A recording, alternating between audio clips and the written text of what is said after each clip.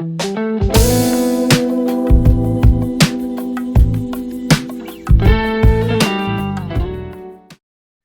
bop, bop, bop, bop. Geeks back on the scene, UFC 272. Let's get it, man. Prelims, we're going to run it down from the bottom to the top. Here we go. Here comes the picks. First fight, Dustin Jacoby versus Mikal Olexek. Olexek comes out 16-4. Jacoby 16-5. Matchmaking right on point right there. This is a light heavyweight bout to open the night. This is a scrap and a half. We got these big old boys that love to throw hands. Jacoby's a known kickboxer. Mikal is known for knockouts. Couple things about Mikal that I could say off the rip are that he's never been flatlined. So that kind of threat leaves my mind per se in this matchup. Jacoby's 33 years old. He's not washed. He's just at the point in his career where it's got to happen right now. I think Olexek's got better hands. I think that he's going to be able to get inside all these kicks because that's the main thing I worry about with Jacoby is the kicks. But I think Mikal finds his way through, lands some hands. I think he gets a knockout in this fight. It's going to be tight. If he can't get within the leg kicks, it will be a long night for him. But I got him getting the mission done. Let's go Goosey off rip. Yeah, so I want to start off. I really like Dustin Jacoby. I think he's a slick striker. Olexek is bringing a lot of pop in the hands, and that could end anyone's night early.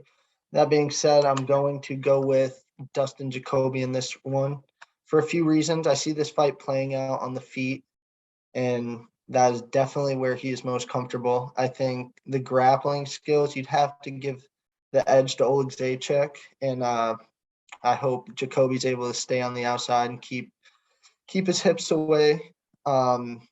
But deep diving into this one, I've mentioned before, I think in the Postman interview, I watch a lot of Israel Adesanya's kickboxing fights and sort of that. But that being said, him and Dustin Jacoby fought in the same kickboxing league, and Dustin Jacoby was like a legend at 205 in that. Like, he had a crazy record. I would always see him on the leaderboard. So you do a little more research, you see some of his fights. He uses range extremely well, and he comes at you with a lot of weapons. I think combining those things, he's going to prove to be a little bit too much on the feet for Olexek, and I'm picking Jacoby in this one. Valid. Dano. Yeah, I'm riding with Jacoby as well. I think he's just a little bit of an older guy, so he's got that experience under his belt, even though they're sitting at around the same amount of fights. But I think Jacoby can just he's good at just riding to decisions. Like, he's kind of like Andrei Arlovsky, where like whoever he's fighting, it'll just be a decision, and most likely we'll get Arlovsky's hand raised. So I think Jacoby, with just the experience he's had, like you said, it's got to be now or never, and he's been winning his last 3. He won 2 of them, and then he drew to Kutalaba's got a good amount of hype behind his name. So I think Jacoby's just been in there with bigger, better, scarier dudes than Olexek, I think. And so I just got to go with Jacoby. I don't know whether it be TKO, like you said. Olexek's never been flatlined, so it's kind of like, can I trust Jacoby to get a knockout? I don't know. So I think it'll be decision or knockout, but I'm going Jacoby. All right, big bets. Fish, wrap it up. Yeah, so I'm going with Jacoby on this one. Factory tie. I mean, he's got the hands, beautiful kickboxing, and yeah, I mean, he's 4-0-1 in the UFC. The guy hasn't lost since 2015. The draw's in there, but doesn't count as a loss in my book. So, or on the real book. So, I mean, yeah, this guy comes out to work and, like Goose said, uses his range well. So I like that against a guy with power. And I mean, his striking, he lands about 50% of his shots. So I think we'll pick him apart pretty well in this one. Valid. Let's move on to the next fight. Another really good fight. I mean, this entire card is filled with talent and just great entertainment from the bottom all the way up. It's Ludovic Klein versus Devonte Smith. Ludovic Klein 17-4, Devonte Smith 11-3. Ludovic Klein comes out plus 120-ish. Devonte Smith around minus 175. Interesting because everyone was really hyped on Klein coming into the UFC. And he kind of just took a weird turn. He had that fight against Nate where he kind of got exposed, and it was devastating because he was minus like 300. He was one of the biggest favorites on the card. We were riding him, and he kind of just let everybody down. Like, he got dragged into deep waters, and he could not swim. And that's something that you got to keep in mind going forward with all these fights watching. But in this case, we got Devonte Smith, who just likes to be that quick striker. And I think Ludovic Klein's going to pose some serious threats in this matchup that Devonte Smith has shown to, not be able to take, like a clean hit on the chin. So I like Klein's durability in this fight. I think that his gas tank will hold up. I think that he is the better wrestler in this matchup. Unless something crazy happens, I think Ludovic Klein is going to be winning the majority of this fight. So that's my take. Let's go Fishman off rip. All right. So at first, I was liking Devonte Smith. Trains at Factory X. Dustin Jacoby's there.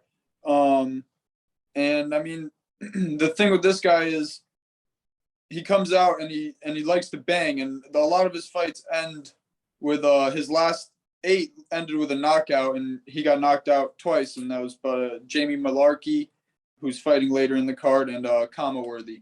So, I mean, and then he's minus 286, I believe.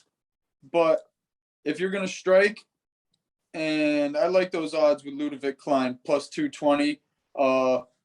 Yeah, he could get taken down by Nate the Train at a MMA Masters, but I don't know if this is going to be a stand-up match. I think it's a good pick to go with the underdog on this one. But yeah. Devonte Smith definitely experienced stand-up guy, but yeah, minus 286 around there. I don't know about that, but yeah, I'm going with Ludovic on this one. Dano. Dude, Fish, just like you, bro. I was on Devonte, or what's his name, right? Devonte Smith. And I really liked him. I thought he was quick, in and out, boom, boom. He's definitely going to have the speed on Klein, but I feel like I've just seen it too many times to where there's a guy with the speed advantage and then a really well-rounded guy who gives him a good leg kicks, takes him down a couple of times, and the next thing you know, the speed element is gone. And I think that could happen to Devonte Smith. I think Ludovic Klein's like good enough. His leg kicks will be effective. His takedowns will be effective. He'll wear on them. And yeah, Fish, you said it perfectly. In a stand-up fight, when Ludovic Klein's got this big underdog money, heck yeah, give me. I'm gonna go with Ludovic Klein. Fire take. Let's go Goose. It's a clean sweep, fellas. I'm going with Ludovic Klein. All right, because you look at it, 2 explosive strikers. I give the durability edge in this one to Klein. The wrestling, I don't really see it being used too much when you look at these 2 guys' styles. Devonte Smith likes to be moving forward. Ludovic Klein likes to circle from the outside. Ludovic Klein's going to line up southpaw. Devonte Smith orthodox, and I think that will take away some of those leg kicks from Devonte Smith.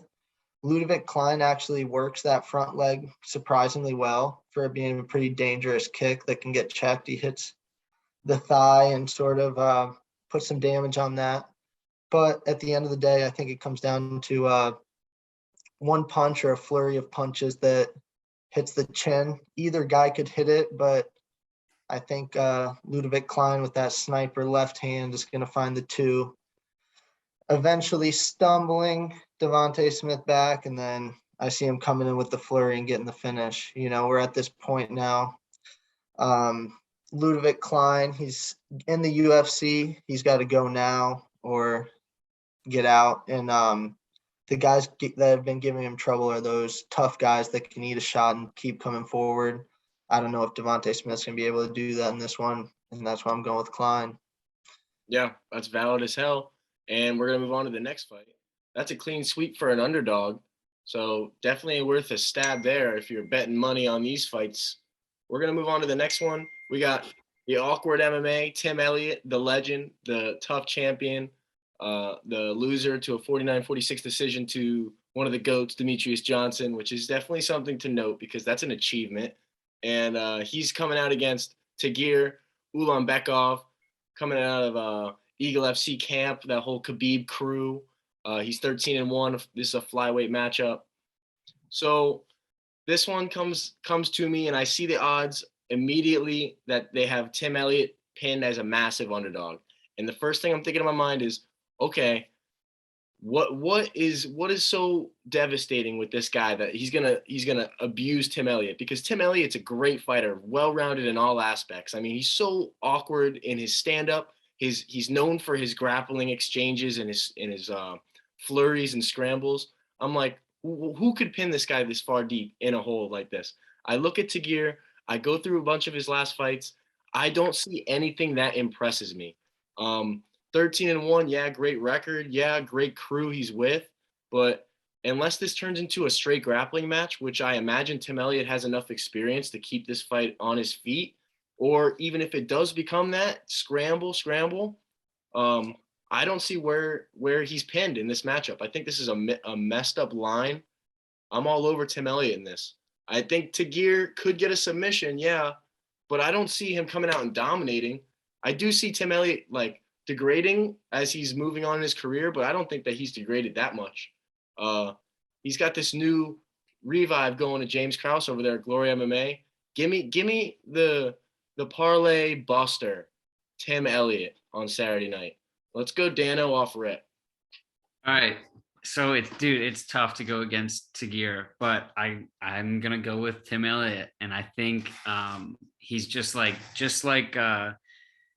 damn, who was earlier on the card, but he was just like a decision guy. He goes to decision, and I think this could be a fight where we have a rising guy from Khabib's camp. There's some hype around him, and Tim Elliott's going to be able to take care of him just from experience. I think that he's durable. He's losing on the reach category, so I think he's going to get inside. He's good at dirty boxing, elbows here and there, knees, and I think if it goes to the ground, he's not going to be able to probably out wrestle Tagir, but I feel like he could, he's always liable to grab an arm, grab the neck. So I think, like you said, at a massive underdog, why not give Tim Elliott a try? Give him a swing. Goose. You mentioned awkward MMA. That is the story of Tim Elliott. He comes out and is just kind of has those weird shots from weird angles on the feet. And then he's trying to get takedowns and work the chain wrestling. You look at the guys that beat him, it's guys primarily, maybe not strikers, but that are better than him on the feet and sort of just stuff the takedowns and stay there. I think Tagir, part of his game plan is going to be to get this to the ground. And that awkward MMA, he out-grapples the grapplers. Like, he will get in there and out-wrestle guys that he shouldn't. And it's off pure heart and cardio. And I think that when I'm analyzing this fight, that's the difference for me in this. Maybe he does give up that first round, but Tagir's gas tank is going to be taking shots as this goes on. And I think he can make it awkward enough to sneak out a decision. I'm going to go Tim Elliott. All right, Fishman, hit us with a bold twist here because I can fucking feel it brewing in the air. No, so here's the thing. So I like Tim Elliott. He's a vet. I mean, tough. He's been around longer than dirt. I mean, but I don't know why I like Tagir in this fight because I don't know. He's never been finished, and coming from Eagles MMA, I don't think that. Yeah, the awkward MMA might have a play, but I don't think he's gonna hold him down. I mean, he has 6 subs, never been subbed, 2 knockouts, and never been knocked out. His only loss was Zhalgas Zhumagulov, and he's on a 4-win streak. And I don't know. I'm gonna give him a shot on this one. I'm going with Tagir. Yeah. Worthy take. I mean, he's coming with the right army, he's got the right guys behind him. So, I mean, the books think it's going to happen too. So here we go. Let's move into the next one. Another one of Khabib's entourage. We got Umar Magomedov, 13-0, and he's facing Brian the Boom, the card seller Kelleher. Kelleher's 24-12. Umar, like I said, 13-0. They got the odds on this absolutely sunk. You can get Kelleher at like plus 550, I believe, maybe even better than that. So I'll save your time in this one. Brian Kelleher has no chance. Okay, that was too brutal.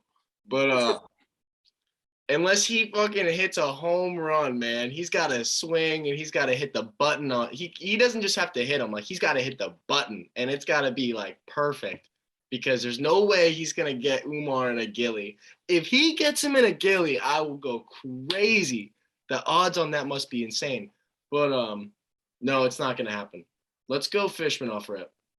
Yeah, so I saw him make his debut and I loved it. I mean, the fact that he loves to strike and he has the foundation of a wrestler and he knows he's confident on the ground. But it was cool because in his debut, I feel like he wanted to showcase a little bit of his striking, and he did. He had some crazy kicks. They're super speedy kicks, and I think he's gonna give Brian Kelleher the work. And but yeah, his last win was a sub on Sergey Morozov, and yeah, I mean 6 subs, 1 knockout, bantamweight division. Wait, no, featherweight is gonna be in featherweight. I think it's gonna bantamweight. Featherweight. I'm looking at it now. A little bit feather. Dang, so he's gonna have a little bit more pop, because I believe he was a bantamweight in his debut. I don't remember, but yeah, I'm going with Umar on that. Eagles MMA. Yeah, let's go Goose. All right. So my breakdown of this fight, and bear with me, we're going to be about 4 fights in on the card, so that means 3 will be passed. People will be starting to think about food, maybe a bathroom break. Don't go before this fight. It's going to be done quick. Okay, Umar's going to finish him in the first, and then you'll have some time to do all that stuff. All right? Because he's better than him on the feet. He's better than him on the ground. In the clinch, he's going to be stronger than him, and he's going to do what he wants there. So Umar Magomedov is going to win, and it's probably going to be pretty quick. That's my breakdown. Dano. Yeah. I mean, what else is there to be said? I was literally, before I even heard your guys' predictions, I was thinking to myself, like, pure domination is what came to mind. I think it's gonna be a long night for Kelleher, and I know Kelleher's been pretty active on social media, and I think Twitter specifically calling out for fights. I think he's even called out Sean O'Malley. So I think UFC's taking an old vet. They got a young rising star, and they're just gonna feed him to him. And I think it's just kind of, they do not want Brian Kelleher in the organization. That's kind of what that tells me by giving him Umar. So yeah, there's my pick. Umar, definitely inside the distance, knockout or sub. I do not know. Yeah, listen. Thanks for coming out though, Kelleher. Thanks for coming out. Thanks for coming out. Listen to this bold take. Remember when he signed this fight and he tweeted at McGregor and he was like, "Yo, you want to be in my corner?" Yeah. You remember? I think that he literally signed this contract and was like, "This is my last chance. Like, maybe I can get McGregor here, revive everything." Oh, dude, he's shooting half-court shots to save his career. Swing and a miss, boss man. All right, we're gonna move on to the next one. Marina Moroz versus Mariah Agapova. 10-3 Ukrainian in Moroz versus 10-2 Agapova. Agapova's a beast, man. I can't say this enough. She is testosterone-filled animal that they call a female. She swings so hard. She's got such nasty hands. She's just so athletic in the cage, in the octagon. Her presence is, seriously, she kind of gives me like Sean O'Malley vibes. And I'm not a Sean O'Malley person, but I do value his striking. Like, I still am an MMA fan. She gives me Sugar Sean O'Malley vibes, female version, which is definitely a compliment. But in this matchup, we got the Ukrainian coming in on some pretty particular circumstances here. And she's known for getting first-round submissions. And Agapova's not known to be a ground person. I know she has a sub in her last fight, but that was she literally knocked the girl out and then jumped on top of her type thing. So that wasn't like a grinded out submission that she earned and wrestled down or whatever. So I'm going to take Moroz to get an early submission for the people of her country and because I actually think she can do it. If not, I think that she can even drag this into deep waters. I think that she's not going to play the striking game, but if she does, Agapova is probably going to knock her out. But I think she's smart. So I'm going to go Moroz by submission round 1. Maybe I'll dabble a decision, but that's probably chalky. Let's go Goosey off rip. Looking into this one, I do see what you're saying with Agapova. She does kind of have a pretty athletic striking style. She's bouncing around. The shots are a little bit loopy though. And I think she relies mostly on the kicks to start breaking her opponent down. And then she's hitting those body shots, which if she is having success early, will break down Moroz pretty quickly. That being said, Moroz comes with a Ukrainian national team boxing background, and she's got good straight shots. I think Agapova gets a little heavy on the hands, that Moroz will be able to hit her with some straight shots, throw her off, and then she does a pretty good job of catching kicks too and chaining takedowns with them. We were talking earlier, and you guys talked about Moroz calling out Agapova and talking a lot of crap about her, trying to get this fight. They were both at American Top Team. She probably knows that this is a good matchup for her if she's calling it out and trying to get it for the world to see on fighting's biggest stage. So, yeah, I'm gonna go Moroz in this one. I don't see the finish personally. I do see Agapova gassing out as this one goes on, and I see Moroz grinding out to a decision win. Fish. All right, so Maria Agapova, her last, she's 2-1 in the UFC, and both of her wins are by sub. And Marina Moroz, 5-3 in the UFC, a little bit more experience. At ATT, Agapova was there, but she's on a 2-win streak, never been subbed and never been knocked out. So I think Agapova's gonna need to do something special to finish Moroz, and I'm riding with Marina Moroz. Let's go. We'll go with the Ukrainian girl. Dano. Yeah, so I'm totally in the middle on this fight. I don't really know much about him. I know Agapova, she is athletic. But, like you said, if she's at this jam, they're telling her all about her and she thinks that's a good fight, I could see why she's calling her out. And then, she's also going to be going into this fight with a little chip on her shoulder. She's going to be fighting for something. And I just think, this might just be a good fight for her to win. So flip of a coin for me, but I'll take Moroz. Yeah, she's got to win this. I mean, everyone in her country, I don't know if they can watch it, but if they can, they will be. So yeah. Let's go on to the next one. This is a really entertaining fight, and this is one of the guys that I had my eyes on coming into the UFC, Nick Negumereanu. He's 11-1. He's coming out against Kennedy Nijoku. He's a slight underdog, plus 110-ish. Kennedy's around minus 140-ish. I'm all over Negumereanu in this. Like, I can't stress this enough. Nick Negumereanu is a dog, and he is not one of those guys that's gonna cower down at the end of these rounds where Kennedy starts to pick up and gets his miracle third round knockout when he's down like 4 points on the scorecard. That's not in the picture in this fight. So I like Negumereanu coming out, making this a dirty fight, making this a fight that moves too fast for Kennedy's brain, because I can't stress fading this guy enough. I fade him every time he steps in the octagon. I'm not here to make enemies, but I'm never putting money on Kennedy Nijoku. I mean, the guy has to be talked through positions step by step by the coach's cage side. Not something I'm here to be a part of. You are a 6'6", I don't even know. You're an absolute specimen. Fight, dude. Like, he has to think about every single move that he makes. He's very hesitant, and for that reason, I think he's going to get bombarded Not to mention he got knocked out last fight by an elbow that he blocked. It hit his guard and he folded. So everything that I see points to fade Kennedy Nijoku at all costs. Let's go Dano off rip. All right, so I'm not a big fan of Njoku anyways, and mainly because the Carlos Ulberg fight, when he just stood there and ate punches, ate him for like 2.5 rounds and then gassed out and he knocked out Ulberg. So that scares me because I know he could do that. That's in his repertoire. But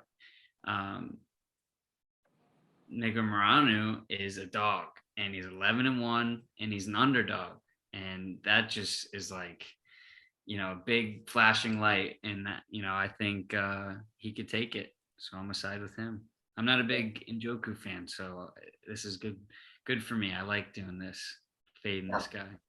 Yeah, it's good. It's good when I can release on someone and no one else in there's like a big fan, so I don't have to. But we'll see. Fishman, what do you got? All right, so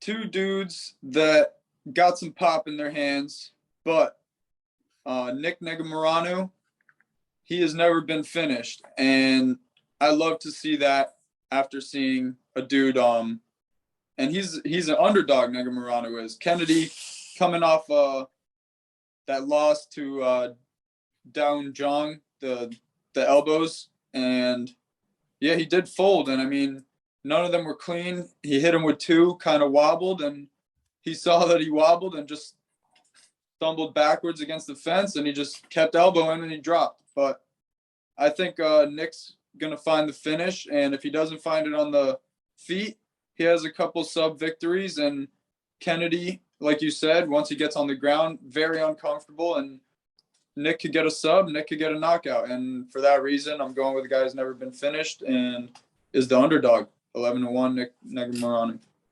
Yeah, let's go Gus.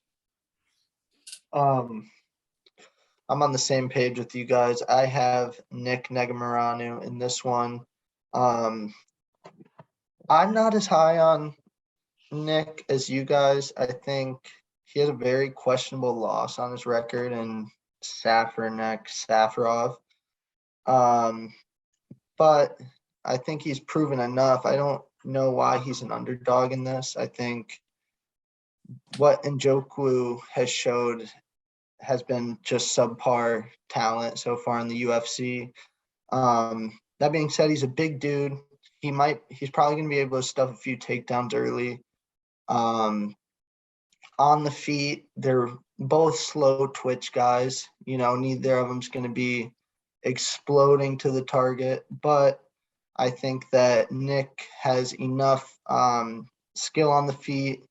I see him getting Njoku moving backwards and eventually getting that clinch up against the cage, and I think that's going to be right in Negumereanu's wheelhouse.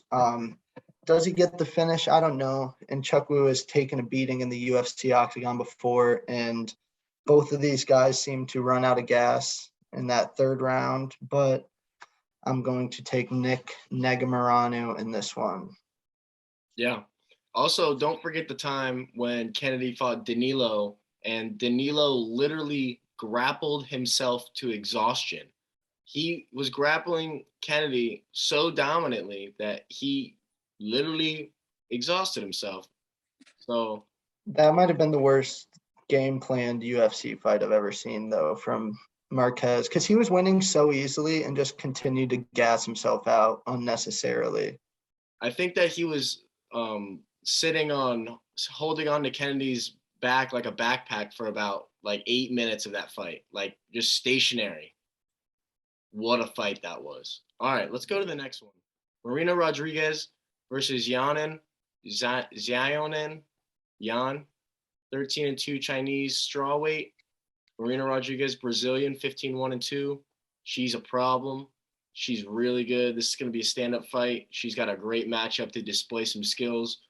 This fight should be higher on the card, most definitely, because this is actually going to be really entertaining. This isn't a girl fight to go walk away from the TV screen from. Marina Rodriguez has more tools. I'll keep it simple. I think that she's just gonna find a home for her shots more frequently, more often than Jan, and it's gonna have a little bit more of an impact. So let's go Fishman off rip. Yeah, so this fight, like you said, is going to be an interesting fight. Yan Xiaonan, I think, so she's lacking on the ground a little bit. Got subbed before, but something that scares me about her is, so she's 6-1 in the UFC, and her last fight was a loss to Carla Esparza. But before that, she was 6-0. But the thing about Marina is that she's been fighting the higher level competition and she's never been finished, has 6 knockouts, and she has a sub herself. And her 3-win streak right now, Amanda Ribas, Karate Hottie, and Mackenzie Dern. So all decent competition, and she's 5-1-2. And I'm going with Marina on this one. Yan Jiaonan is the underdog, but I think that Marina could get it done either way. Dano. Yeah, so I think Marina Rodriguez is a stud. I think she's really good. But what scares me with this fight is going to be the odds. And we got Marina Rodriguez at minus 265. That's a little steep, even for like a male fighter. And then plus 205, that's something that is sizable to where like, damn, Jan's pretty good. She could take it. And plus 205, that's pretty good for that. But I think putting the odds aside and just looking at the fight, I think Marina Rodriguez is gonna take it. But I don't like the odds, man. It's too steep for me. Too steep. Goose. All right, fellas. So for the first time in 2022, we have one fight with 2 of Goosey's pound for pound striking list participants. So Marina Rodriguez and Yan Xiaonan are both taking up spots on my women's pound for pound list. Marina Rodriguez is a little bit higher. I think this is going to be a stand-up bout. The grappling plays itself out. And I put my name out there that Marina Rodriguez is the better striker. I'm standing by it. Go prove me right. Let's go. I'm taking Marina Rodriguez in this one. All right. So Goose is taking reference to his own sheet for the pick on this one, which is fire. I mean, let's go. Credit where credit's due. Let's move into the headliner for the prelims. The Mr. Jamie Malarkey, 14-4, coming out against Jalen Turner, 11-5. This is a scrap and a half, ladies and gentlemen. Jalen Turner is going to have the height advantage. He's 6'3", Jamie Malarkey 6 foot. Jamie Malarkey, though, let's talk about Jamie Malarkey. This guy, you want to talk about people that you can just see evolve? This guy, from the beginning of the jump, when he came into the UFC, he's fighting guys like Brad Riddell. He has a fight against Alexander Volkanovski. From then on, he's got a couple sketchy L's. He's got a Fares Ziam L. But other than that, all you see is improvements out of this guy. I mean, he moved over to CKB, and he's really getting some huge adjustments made, and it's working big time. I think a lot of it's contributed to his body shots. His volume's increased a lot. His stamina is through the roof. I love Jamie Pickett to be like a dog late in this fight. No doubt Jalen Turner is a high prospect. I mean, this guy, talk about a prospect. They dropped him right into the water. His debut was against Vicente Luque. So that just shows what they think about him off rip. He's got talent. He can do crazy shit. His last fight, he looked phenomenal. This is going to be a scrap and a half, but I like Jamie Malarkey to get out of the first round and put the wear and tear on him late in this fight. Give me Jamie Malarkey, 3rd round knockout. I want to say a body shot because that's like kind of what he was looking for last fight, but I'll take any kind of knockout. Let's go Goose off rip. Yeah, I like what you're saying about Jamie Malarkey. I think he is all those things. He's clearly getting better. He's durable. He walks forward. He's sort of, I'm not going to say zombie because he has better striking than that zombie that walks forward, but He likes to put the pressure on, and he hits hard. You see that in his last couple fights. He's really coming into his own. That being said, Jalen Turner is a dangerous dude. And I think for somebody that starts slow in Malarkey, and maybe not slow, but a little bit slower, I think Turner's going to come out and put it on him. It comes down to if Malarkey can take that shot and sort of have his wits about him to stay composed and stay in that fire. But personally, I think Jalen Turner finds the button in this one. Whether it is clean knockout, TKO, or possibly dropping him into a submission, I think Jalen Turner gets it done. The longer it goes on, I will say each second that ticks by is going to favor Malarkey, especially past the first round. But I'm taking the danger in this one. I got Turner. Yeah, well, he's marked the minus 155 as the slight favorite. Let's go Fishman. Yeah, so this fight is also going to be a real great fight on the card. And so Jalen Turner, like Goose said, dangerous guy, and I mean, landing a bunch of significant strikes per round with pretty good accuracy. So I mean, he's on a 3-finish streak with a knockout and 2 subs. He's never been submitted before, and neither has Malarkey. And the thing about Malarkey, underdog money plus 120, 2 knockout streak, Comworthy and Devonte Smith. So I don't know, like CEO Geeks said, the move to city kickboxing, definitely see improvements. And see, this one's tough. I mean, I'm probably gonna go with Jamie on this one for the underdog, but yeah, Jalen Turner, definitely a dude to look out for. Dangerous guy. So yeah. Yeah, you can feel the struggle on that pick, man. You can just feel it through the screen, man. That's a tough one for you. Bro, that one might have been one of the tougher ones for me, actually, besides the main event. But I don't know. Some serious dogs, though. I mean, like, it's so hard to predict this fight because these guys literally throw some nonsense. Like, both have crazy knockout power. Dano, finish us up. Yeah, so like you said, they can both do all sorts of stuff. So I think for me, it just comes down to, I think Malarkey, he's just kind of like quirky and like weird. And I think Jalen Turner's just pretty smooth and nice with the punches, nice with the kicks, in and out. And I think he'll just find the button. I think that, this fight could go either way, but I'm just, I just think that Turner's going to not knock him out cold. I'll definitely think he'll, snap his head and then he'll fall and then TKO him, because I think Malarkey's a dude. He's tough, but that's just what I think. Yeah. Yeah. I was going to say, as tough as this one is, the under might be a good play. If you're looking at it, not sure which side to take, you root for that inside the distance. I feel like that might be your best bet. Yeah, not too much telling here. I mean, as we're split 2-2. But let's move on. That's it. Catch the next video for the main card. Those are the picks. Parlay them, put them together. Couple things. Look on the Geek Sheet. Instagram's coming out. Twitter. Everything. Catch us, man. We